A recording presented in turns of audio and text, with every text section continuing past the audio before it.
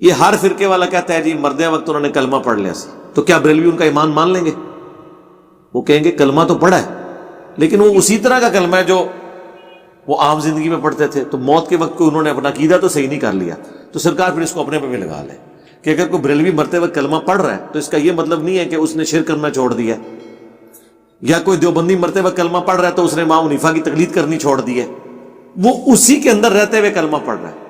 تو یہ جو ہے نا کہ جس کا آخری کلام لا الہ الا اللہ ہوا، ٹھیک ہے، یہ جو فیصلے یہ آخرت میں ہونے ہیں، دنیا میں آپ نہیں کر سکتے۔ اور یہ جو کہتے ہیں نا یہ تو ہو ہی نہیں سکتا کہ ساڑھے فرقے دا نہیں ہے، وہ کلمہ کیسے پڑھ سکتا ہے؟ سرکار ہر فرقے میں موجود ہے۔ پہلے یہ کہتے تھے لاشیں بزرگوں کی سلامت نکلتی ہیں، یار آپ تو وہابیوں کی لاشیں سلامت نکل آئی ہیں، وہ کیا کریں گے آپ؟ چلو باقی تو جنتی ہیں، وہابی تو ہے ہی گستاخ تھوڑی نظر سے۔ کتنے کشمیر میں مجاہدین جو جماعت الدعوہ کے شہید ہوئے ہیں ان کی لاشیں صحیح نکلی ہیں، تو کیا اس دن سے بریلویوں نے اہل حدیث کو صحیح مان لیا؟ پتہ ہے وہ کیا کہیں گے؟ پہلے تو کہیں گے جھوٹ ہے، دوسرا کہیں گے ہو سکتا ہے آخری وقت جو بریلوی ہو گیا ہاں بس وہی گل ہے۔ وہ پروفیسر احمد فیق اختر صاحب ایک علاقے کا کوئی واقعہ سنا رہے تھے، ہمارے استاد ہیں، ہم نے ان سے بھی اکتساب کیا ہوا ہے۔ وہ کہنے لگے کہ کسی جگہ بعض لوگوں نے تجربہ کرنے کے لیے نہ کوئی لکڑی دفنا دی، اس کے اوپر مزار بنا دیا، لوگوں نے دیگیں چڑھانی شروع کر دی۔ کچھ عرصے بعد اس نے کہا یہ میں نے سوشل ایکسپیریمنٹ کیا تھا کہ بھائی اس طرح مزار بن جاتے ہیں۔ انہوں نے کہا نہیں ادھر بزرگ دفن ہے۔ انہوں نے کہا اچھا بزرگ اگر نہ نکلے؟ ان کا جی ہو ہی نہیں سکتا۔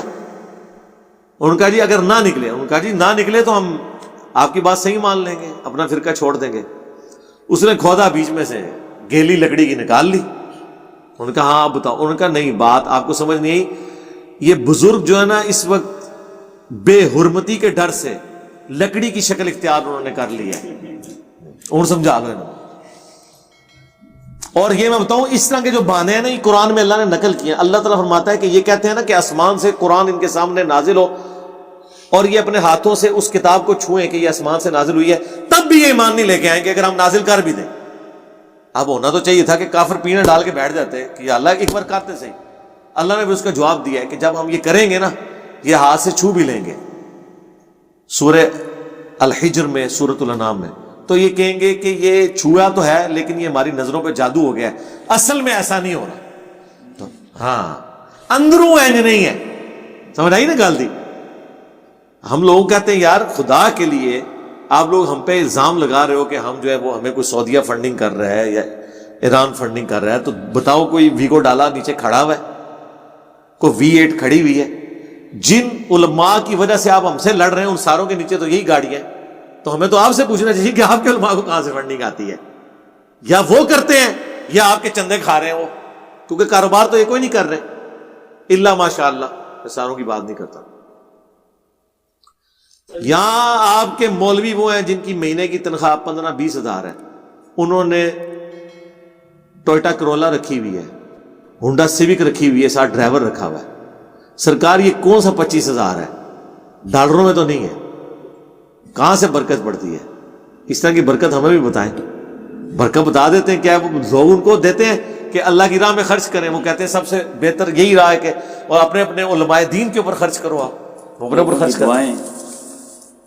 اسلام آباد میں کتنے علماء ہیں جو سائیکل پہ آئے تھے، جب مدرسے بنایا آج ان کے نیچے گاڑیاں ہیں، اور جو ڈگری ہولڈر بچے ہیں بے روزگار پھر۔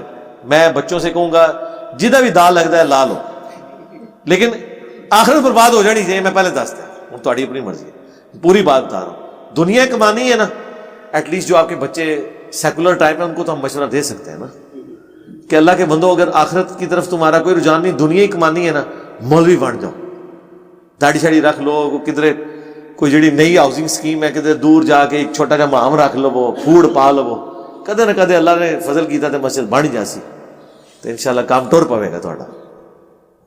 تسی بھی انج کرو۔